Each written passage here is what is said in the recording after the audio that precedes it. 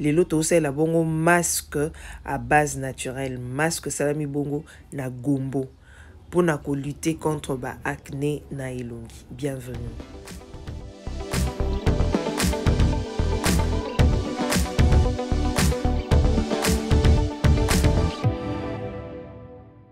Dongo ezaka bongo véritable et concentré, il y a ba vitamines hein, telles que vitamine A, vitamine C, vitamine B2, vitamine B3, vitamine B6, vitamine B9 et K.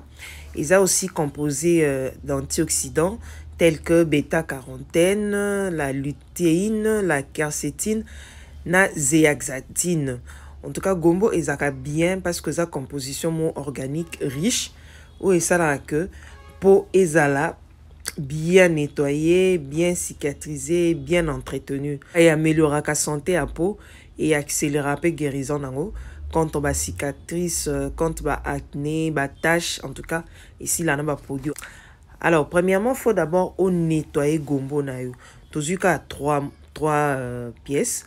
On nettoie vraiment bien et on nettoie peu maboko non oyo kozwa au râpé ce koza râpeuse te okosa na mixeur en tout cas il dépend na ndenge yo sala yo problème ezaka ke ozala na gombo na yo ce kozwi gombo na yo oyo kozwa gélule moka vitamine E o eza ya vert hein pour ça anti-acné ou mélanger na gombo na yo oyo kozwa gel eza base à orange eza pour lutter contre ba ride acné ba tache na elongi ozwi cuillère moko ka ya soupe en tout cas au mixer na gombo na yo il faut au mixer bien jusqu'à ce que o kozwa pâte en tout cas faut la pâte mixer vraiment au mixer makasi zai wana ya gombo na o ya gel et mélange jamais c'est très important alors faut au nettoyer elongi na o bien avant.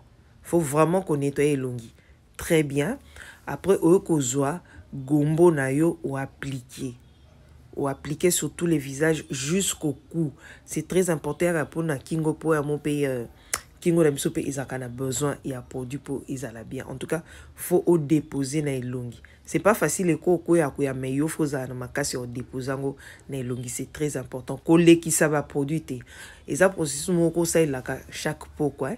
Chaque jour pendant une semaine au concentre yomoko ndenge nini ba bouton et kokauka ba tache et puis ekope ça vraiment teinture bien parce que ma gombo izaka bien au tikiango au vandisi masque non pendant 30 minutes na elongiozeli et séché par après au quoi kozwa au bandi ko longola parti ya likolo malembe au longoli pona zei wana etikala na elongi so zei etikali ovandi susu zeli moi 5 minutes après.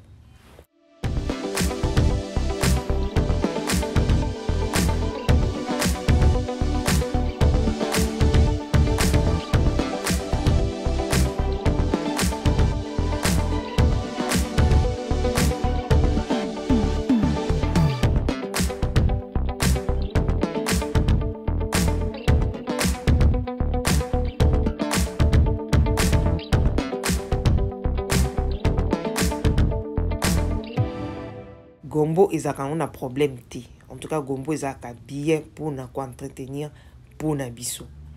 Alors biso aussi ça kolongola a to aki kozwa savon o esami na base ya orange, eza ya vitamine C. Nde to nettoyer na to pangusi na gel na biso ya gombo to tikaki ya masque après to kozwa savon. En tout cas to nettoyer bien, faut ça la savon et ça la mousse.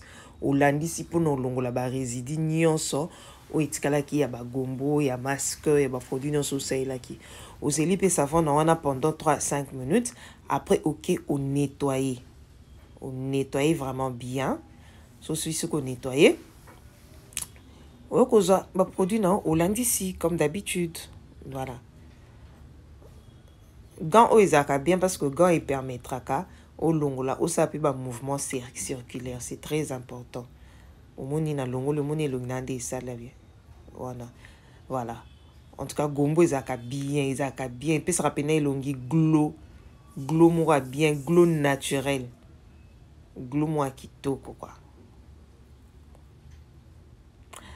voilà en tout cas pour na lelo to sukeli awa Vous sanate, vous partagez, vous likez, vous commentez. Et ça la cas bien. En tout cas, prochainement, Tokuta Nabino. Bye.